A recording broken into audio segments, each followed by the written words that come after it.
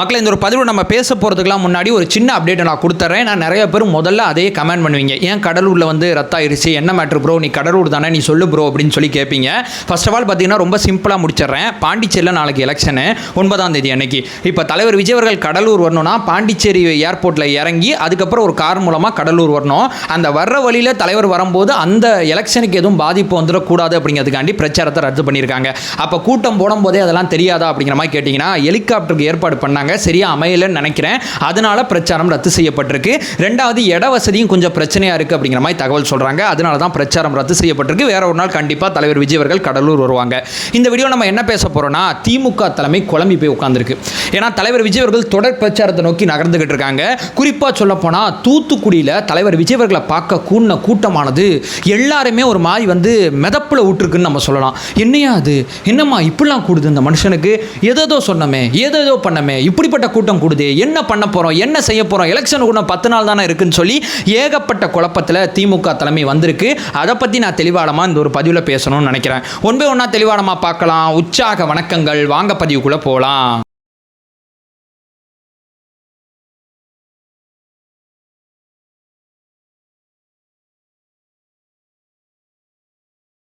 இப்போ முதல் விஷயம் மக்களே, இவ்வளோ பெரிய கூட்டத்தை நீங்கள் பார்த்தீங்கல்ல, இப்போ ஒரு வீடியோ கூட போட்டிருப்பேன், அந்த கூட்டத்தில் இருக்கக்கூடிய நபர்கள் அத்தனை பேரையும் பார்த்தீங்கல்ல. ஒரு விஷயம் சொல்லவா, இந்த செய்தி அதிகாரப்பூர்வமாக எப்போ தெரியுமா வந்துச்சு? இந்த மாதிரி தலைவர் விஜய் அவர்கள் திருநெல்வேலி வராங்க, தூத்துக்குடி வராங்க அப்படிங்கிற அதிகாரப்பூர்வமான செய்தி 11:50 வந்துச்சு நேற்றைய தினம். 11:50 இந்த செய்தி அதிகாரப்பூர்வமாக வந்த பிறகு கூடின கூட்டம் தான் இது. மற்ற கட்சியெல்லாம் கூட்டம் கூடுறதுக்கு ரொம்ப கஷ்டப்படுறாங்க. எங்கள் கூட்டத்துக்கு வாங்க, உங்களுக்கு 500 ரூபா தரோம், 300 ரூபா தரோம், அதை தரோம், இதை தரோம்னு சொல்கிறாங்க. நம்ம என்ன சொல்கிறோம், வீட்டிலேருந்து உட்காந்து பாருங்க, லைவே நீங்க பாருங்க, லைவ் எல்லாருமே போடுறாங்க. தயவு செய்து ரொம்ப சிரமப்படுறவங்க, மாற்றுத்திறனாளிகள், வயதான பெண்கள், வயசானவங்க, குழந்தைகள் வராதீங்க அப்படின்னு சொல்லி தமிழ்நாட்டில் ஒரு அரசியல் கட்சி கூட்டத்திற்கு வராதீர்கள் அப்படிங்கிற விஷயத்தை மையப்படுத்தி தன்னுடைய பிரச்சாரத்தில் போட்டும் கூட்டம் வருதுன்னா அது தலைவர் விஜய் அவர்களுக்கு மட்டும்தான். ஏன்னா அவர் அவ்வளவு தூரம் பார்த்தீங்கன்னா எல்லாருமே இங்கே நம்புறாங்க அப்படிங்கிறது பிரதானமான விஷயம். இதுக்கெல்லாம் நான் பின்னாடி வரேன். இந்த கூட்டத்துக்கான ஏற்பாடு 11:50 இரவு 11:50 போடப்பட்ட செய்திங்கிறத முதல்ல தெரிஞ்சுங்க. இப்போ ரெண்டாவது, இப்போ இந்த திமுக தலைமை ஏன் இவ்வளோ குழம்பி போயிருக்குன்னா, இந்த கூட்டத்தை பார்த்து இது ஓட்டா மாறுமா ஓட்டா மாறாதா அப்படிங்கிற சந்தேகம் எல்லாருக்கும் வர ஆரம்பிச்சிருக்குல்ல. இது கண்டிப்பாக ஓட்டா மாறுங்கிறத தலைவர் விஜய் அவர்கள் ப்ரூவ் பண்ணிக்கிட்டே இருக்காங்க. அதனால தான் இந்த திமுக தலைமைக்கு இவ்வளோ பயம் வந்திருக்கு. ஏன்னா இந்த கூட்டத்தில் இருக்கவங்க சும்மா வந்தாங்க, விஜய் அண்ணாவை பார்த்தாங்க, கிளம்பி போயிட்டாங்க அப்படின்னு மட்டும் இல்லாமல் அந்த கூட்டத்தில் இருக்கிறவங்க பூ போட்டு வரவேற்கிறாங்க, ஆரத்தி எடுக்கிறாங்க, கையில் இருக்கக்கூடிய ஏதோ ஒன்று தலைவர்கிட்ட கொடுக்கணும்னு நினைக்கிறாங்க, டெடிபியர்லாம் கொடுக்குறாங்க தெரியுமா.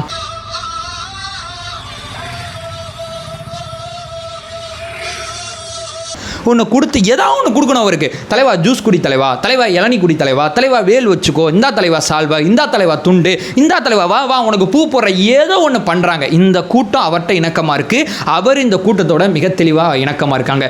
ரெண்டு பேருக்கு நடுவில் ஒரு கெமிஸ்ட்ரி இருக்குல்ல, அந்த கெமிஸ்ட்ரி திமுக கூட்டுற கூட்டமோ அதிமுக கூட்டுற கூட்டமோ எங்கேயுமே நடக்கலை. அவங்க பாட்டு ஒரு பக்கம் இருப்பாங்க, இவங்க பாட்டு ஒரு பக்கம் இருப்பாங்க, பேசுவாங்க, கிளம்பி போயிடுவாங்க. இந்த ரெண்டு பேருக்குமான அந்த கெமிஸ்ட்ரி இங்கே ஒர்க் அவுட்டே ஆகாது. ஆனால் இந்த கூட்டத்தில் ஒர்க் அவுட் ஆகுது. அது எல்லாத்தையும் பார்த்த திமுக தலைமை தான் ரொம்ப பயமா இருக்கு. ஏன் தெரியுமா அவங்க பயமா இருக்காங்க?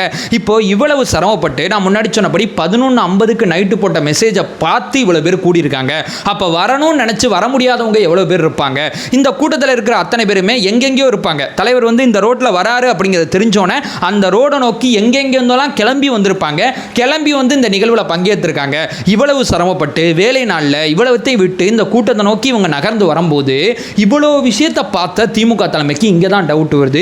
இவ்வளவு சிரமப்பட்டு ஒரு விஷயத்தை செய்கிறவன் அந்த ஓட்டுப்பதிவு நேரத்தில், அந்த ஓட்டுப்பதிவு இயந்திரத்தில் விசிலுக்கு நேராக ஒரு பட்டன் அமுக்கிறதுல அவனுக்கு என்ன கஷ்டம் இருக்குது, அதை செய்ய மாட்டான் அப்படிங்கிறத எப்படி நம்ம தொடர்ச்சியாக ஒரு பிரச்சாரமாக முன்னெடுக்கிறது அப்படிங்கிற பிரதானமான சந்தேகத்துக்கு திமுக நகர்ந்திருக்கு அப்படிங்கிறது யதார்த்தமான ரெண்டாவது விஷயம். இப்போ மூணாவது, இவங்களுக்கு இப்போ என்ன பெரிய சந்தேகம் வந்துருச்சுன்னா, நம்ம 3 வருஷமாக சும்மா இல்லாமல் இருந்தால் இவருக்கு இவ்வளோ பெரிய கூட்டம் கூடுது அப்படின்னு சொல்லி நம்ம எடுத்துக்கலாம். நம்ம 3 வருஷமாக இவர் கூடுற கூட்டத்தை உடைக்கணுங்கிறதுக்கு ஏகப்பட்ட ஸ்டெப் எடுத்தோம், ஏகப்பட்ட விஷயங்கள் பண்ணியிருக்கோம். அப்படி இருந்தும் இவருக்கு ஏன் கூட்டம் கூடுது அப்படிங்கிறதா உங்களோட பிரதானமான சிந்தனையாக இருக்குது. அதாவது கூட்டணி கட்சி தலைவரை வச்சு விஜய் அவர்களை பற்றி ஏதோ மேடையில் திட்டு, எங்கே போனாலும் திட்டு, ப்ரெஸ் மீட்டில் திட்டு, அதை சொல்லி இதை சொல்லி ஏதோ ஒன்று இவருக்கு எதிராக பேசிக்கிட்டே இருந்தால் நம்ம செய்ய சொன்னால் அதை அவங்க செஞ்சாங்க. அப்படி இருந்தும் கூட்டம் கூடுது. ஊடகத்தை வச்சு பொய் செய்தி நிறையா பரப்புவோம், பரப்பியும் பார்க்குறாங்க, பரப்பியும் இந்த கூட்டம் கூடுது. அதையும் கடந்து போனீங்கன்னா பத்திரிக்கையாளர் அப்படிங்கிற போர்வையில் சம்பந்தம் இல்லாமல் சில பேர் உட்காந்து வியூகம் தப்பு, இவருக்கு அரசியல் தெரியல, இவர் வீட்டுக்குள்ளே இருக்காரு, அதில் இருக்காரு, இதில் இருக்காருன்னு சொல்லி ஏகப்பட்ட அவதூறு அவதூற பரப்புறாங்க. அப்படி இருந்தும் இவர் கூட்டம் கூடுது. இவர் மேல கொலகார பட்டமும் கட்டிட்டாங்க. இவரோட படத்தையும் ரிலீஸ் பண்ண விடாம இவரை முடக்கிட்டாங்க. எஸ்ஓபியை போட்டு வீட்டுக்குள்ள உட்கார வச்சுட்டு இவர் வெளியே வர மாட்டார் அப்படிங்கிற பிரச்சாரத்தை மிக தீவிரமா முன்னெடுத்தாங்க. எல்லாத்தையுமே பண்ணி பார்த்துட்டாங்க. ஆனா இவங்களுக்கு ரிசல்ட் கொடுக்கவே மாட்டேங்குது அப்படிங்கிறதான் இவங்களோட பிரதானமான ஒரு பெரிய சந்தேகமாகவும் ஒரு மாதிரி மர்மமாகவும் இருக்கு. ஏன்னா இவங்களுக்கு எதுவுமே பண்ணாம இருந்து நம்ம வந்து கூட்டம் கூடுதுங்க, நம்ம ஒழுங்கா ஒர்க் பண்ணி தான் கூட்டம் கூடாதுங்க, இந்த கூட்டத்தை உடைக்க நம்ம இந்த ஸ்டெப் எடுக்கலன்னு சொல்லி அவங்க ரொம்ப கர்வமா இருந்திருப்பாங்க. இல்ல நம்ம எல்லாமே பண்ணி இந்த கூட்டம் கூடுது அப்படிங்கிறது இவங்கள தூங்க விடாம பண்ணுது. இப்போ இவங்களால என்ன ஒன்று புரிஞ்சுக்க முடியுதுன்னா, நம்ம பண்ண எதையுமே இந்த மக்கள் வந்து நம்பவே இல்லை. மக்கள் அவர் பின்னாடி தான் இருக்காங்க. அதனால தான் ஒரு வேலை நாளில் இவ்வளவு தெளிவாக அவருக்கு போய் ஆதரவு கொடுக்குறாங்க. நீங்க பண்ணதெல்லாம் பார்த்து வெகு கொண்டெழுந்து இந்த மக்கள் இவர் பக்கம் தான் நாங்கள் நிற்போம், இவர் வரும்போது நான் போய் அவர் கை காமிச்சு ஆதரவு தெரிவிப்பேன், நீ பண்ற அந்த சூழ்ச்சி அரசியல் எனக்கு தெரியுதுங்கிறதுல பொதுமக்கள் ரொம்ப தெளிவாக மாற ஆரம்பிச்சிட்டாங்க. அதனால தான் தலைவர் விஜய் அவர்களுக்கு இவ்வளவு பெரிய கிரௌடு கூடுது அப்படிங்கிற விஷயத்தை முதல்ல புரிஞ்சுங்க. இது மூணாவது விஷயம். இப்போ நாலாவது பிரதானமான விஷயம், அவர் ஏன் தெரியுமா கண் கலங்குறாரு?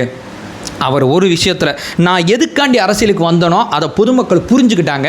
பொதுமக்கள் புரிஞ்சுக்கிட்டது எனக்கு புரிஞ்சோன்னா என் கண்ணிலேருந்து ஆட்டோமேட்டிக்காக கண்ணு கலங்குது அப்படிங்கிற விஷயத்த ஆட்டோமேட்டிக்காக சொல்கிறாங்க. என்ன தம்பி புரிஞ்சுக்கிட்டாருன்னா, இப்போ அரசியலுக்கு வந்து தான் பேர் சம்பாதிக்கணும், புகழ் சம்பாதிக்கணும், வருமானம் பார்க்கணும் அப்படிங்கிற எந்த விதமான எண்ண ஓட்டமும் அவர் கிடையாது. எல்லாமே பார்த்துட்டாரு. இன்னும் நிறையா பார்க்கறதுக்கான எதிர்காலமும் அவருக்கு சினிமாலே இருக்குது. எல்லாத்தையும் விட்டுட்டு ஒரு கிளாரிட்டியோட இந்த மக்களுக்காண்டி வந்து எதையாவது செய்யணும், இந்த மக்கள் வாழ்வாதார பிரச்சனைக்கே போராடிக்கிட்டு இருக்காங்க. ஒரு சாலை வசதி இல்லாமல், ஒரு குடிநீர் வசதி இல்லாமல், கழிப்பறை வசதி இல்லாமல், மருத்துவமனை இல்லாமல், கல்வி இல்லாமல், அடிப்படை தேவையே என் மக்களுக்கு பூர்த்தி செய்யாமல் இருக்கு. நான் வந்து என்னுடைய விஜய் மக்கள் இயக்கம் மூலமாக எவ்வளவு நல்லதை பண்ணியிருக்க முடியும், எவ்வளவு விஷயத்தை செஞ்சிருக்க முடியும், அதிகாரத்தின் துணை கொண்டு இந்த 3 லட்சம் கோடி பட்ஜெட் என் கையில் இருந்தால் அந்த மக்களுக்கு எவ்வளவு செய்யலாம், இவ்வளவு விஷயத்தை செய்யாமல் இவங்க இருக்காங்களே அப்படிங்கிற வேதனையில் வருத்தத்தில் நான் அரசியலுக்கு வந்தேன். அதை பொதுமக்கள் புரிஞ்சுக்கிட்டாங்க, வந்து எனக்கு ஆதரவு தெரிவிக்கிறாங்க. எனக்கும் அவங்களுக்குமான கனெக்ட் ரொம்ப ரொம்ப பியூராக இருக்குது. இது எல்லாத்தையும் பார்க்கும்போது என் கண்ணிலேருந்து கண்ணீர் வருது அப்படிங்கிறதான் அவர் சொல்ல வர்ற பிரதானமான மிக முக்கியமான விஷயமா இருக்குது. ஏன்னா அவர் என்ன சொல்ல வந்தாருங்கிறத நம்ம அண்டர்ஸ்டாண்ட் பண்ணிக்கிறோம், நம்ம என்ன சொல்ல வர்றோங்கிறத அவர் அண்டர்ஸ்டாண்ட் பண்ணிக்கிறாரு.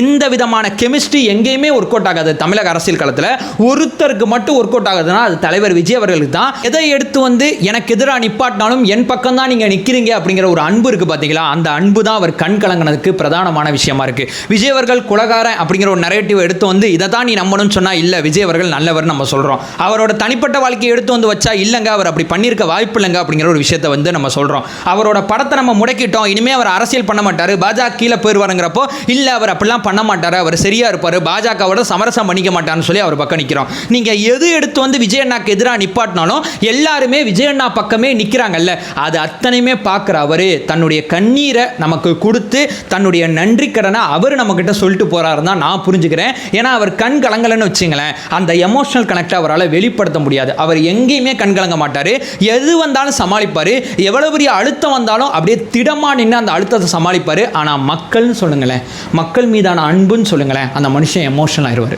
இதுதான் யதார்த்தமான உண்மை. ஏன்னா இது எப்படி நம்ம சொல்கிறதுனா, உங்களை பற்றி நீங்கள் யோசிச்சிங்கன்னு வைங்களேன், இது புரியவே புரியாது. 10 பேரோட பாயிண்ட் ஆஃப் வியூ நீங்கள் என்னைக்கு யோசிக்க ஆரம்பிக்கிறீங்களோ அன்னைக்கு நான் சொல்கிற விஷயம் அவ்வளோ பியூட்டிஃபுல்லாக இருக்கும், அது உங்களுக்கு தெளிவாக புரியும். அது எல்லாமே என்னுடைய தலைவர் எனக்கு கற்றுக் கொடுக்குற அரசியலை நான் உள்வாங்கிட்டே இருக்கிறதுனால இப்போ எனக்கு மக்கள் நான் சொல்கிறேன்னு வைங்களேன், இந்த வீடியோ பார்க்குற நீங்கள் இருக்கீங்களே, எனக்கு அவ்வளோ பிடிக்கும். ஏன்னா இது எப்படி சொல்கிறதுனா, இது உணர்ந்தால் மட்டுமே இதை என்னால் தெளிவுபடுத்த முடியும், இது பேச முடியும் அப்படிங்கிறத நான் இங்கே சொல்ல வரேன். ஸோ ஓவரால் பார்த்தீங்கன்னா எல்லாமே பண்ணியும் திமுக நம்மள்கிட்ட தோத்துக்கிட்டே இருக்குது. அதுக்கு தூத்துக்குடி பிரதானமான உதாரணம். அடுத்தடுத்து தலைவரோட சூறாவளி பிரச்சாரம் அடுத்த 10 நாள் இருக்கும். இந்த அடுத்த 10 நாள் விஜய் அலை அப்படிங்கிறது மட்டும், மற்ற அத்தனை செய்தியுமே உங்கள் கண்ணுக்கு வரவே வராது.